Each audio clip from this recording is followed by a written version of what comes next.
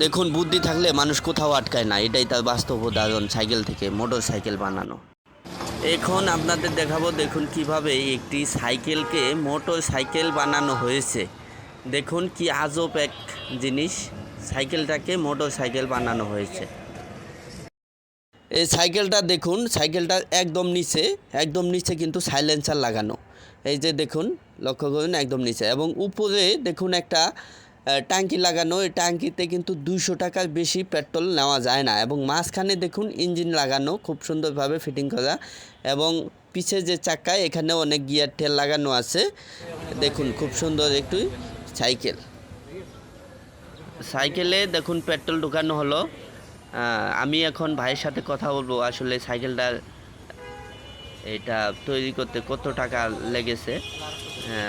আচ্ছা ভাই, আপনি যে এই যে সাইকেলটা, এই যে ট্যাঙ্কি দেখা যাচ্ছে, সাইলেন্সার লাগানো, সব কিছু মিলে আপনার এই সাইকেলটা বানাতে কত টাকা লেগেছে বলবেন কি আপনি? সাইকেল থেকে মোটর সাইকেল বানাতে আমার মোট 25,000 টাকা খরচ পড়ে। আচ্ছা ভাই, এই যে ট্যাঙ্কিটা, এই ট্যাঙ্কিটায় কত লিটার পর্যন্ত আপনি তেল নিতে পারেন? আমার এই হুন্ডা মোটর সাইকেলের ট্যাঙ্কিতে পুরো 1.5 লিটার তেলের মতো লাগে। আচ্ছা, আপনার এই 1 লিটার তেল দিয়ে কত কিলো যায় এই সাইকেলটা? এই ধরতে গেলে 50 কিলোর মতো যায়। এটা আপনি কত স্পিড পর্যন্ত চালাতে পারেন, মানে এটা গতি কীরকম থাকে? এটার গতি মোটামুটি ধরতে গেলে 40-50-এর মতো যায় আর কি। এটা যদি পথে মাঝখানে আপনার তেল শেষ হয়ে যায়, তখন কি উপায় কি? তখন আবার ওই যে সাইকেল বানাই, সাইকেলের মতো প্যাডেল মেরে চলে যাই।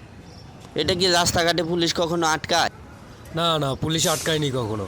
দেখুন, বুদ্ধি থাকলে মানুষ কোথাও আটকায় না, এটাই তার বাস্তব উদাহরণ সাইকেল থেকে মোটর সাইকেল বানানো।